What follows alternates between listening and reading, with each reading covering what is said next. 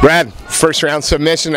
You were promising lots and lots of punches in the face. Turns out that you didn't need to deliver them to finish that fight. How pleased are you with this performance? Well, I was more shocked more than anything else. Spent my entire camp training, not a single submission in all the rounds of sparring. And then first fight, I've never ever gone for a guillotine, ever.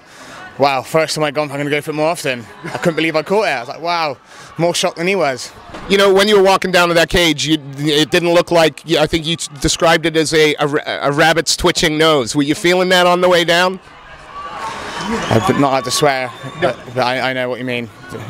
Yeah, was that feeling there? Cause you oh, it was bad. I was fake, poker face. Do you know what I mean? It was bad. I was nervous as hell. That's like the most nervous I've been in a while.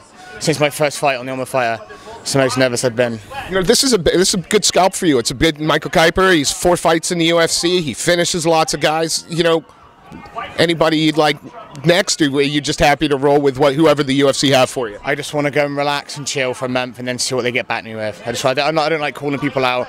Whoever they give me, I've got no problem with taking. That's it.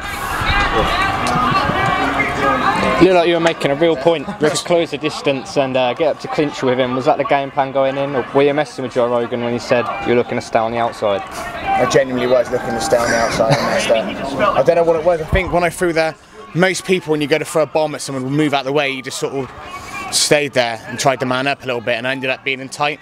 And I remember something that the coach had been telling me with judo, you create space to get the hip toss. I didn't want any space. That's why if he looked at me, I was trying to be chest to chest, get a leg in the middle to make sure he couldn't, and I still got through. So the game plan was definitely not the clinch, 100%. But I didn't want to be anywhere near his K1 knees. I didn't want to be anywhere near his, nowhere near his power hand. Were you feeling any of them kicks at all towards the start? No, I don't think he landed one kick, nothing. I've been training with Joe Riggs and some other good guys, Stu Pike and that, kicked me in the leg. It's not as bad as being kicked in the leg. Like Andy Cockham as well, kicks powerful kicks to the legs. But yeah, I was fine. Look, the MMA lab, you know, you were out there for 8 weeks. You know, we caught you at the start of that camp, then we caught you at the end. But is this what you expected the training to have produced? Are you know, are you going back there as soon as you can next? I can't thank my coaches enough. I think I've become, instead of as much of even though I trained one-dimensionally in terms of sparring, I think through what the other guys have been trying to get on me, that's what you just explained to me, that I've become a better overall fighter. I'm still angry I didn't get the single leg. I know exactly what I done wrong. I was savage, but damage is done. Next time I'll get it right.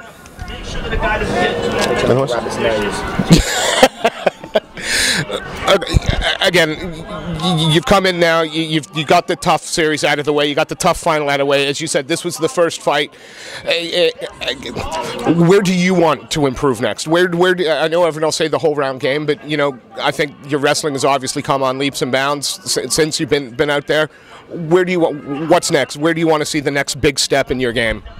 I'd still want to improve my wrestling. I'm not going to lie. I'm English. We play rounders and expressive dance. We don't do wrestling or things like that. So I can't wait to go back out to the States, see the boys. I was training with Jordan Johnson and Joe Riggs, both All-American wrestlers.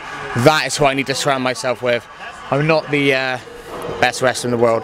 That'd be the biggest game. And also to not, if I'm meant to be a striker and I go out there and I don't throw any punches, it's not technically the way I want to fight, so hopefully I'm going to manage my nerves next time better.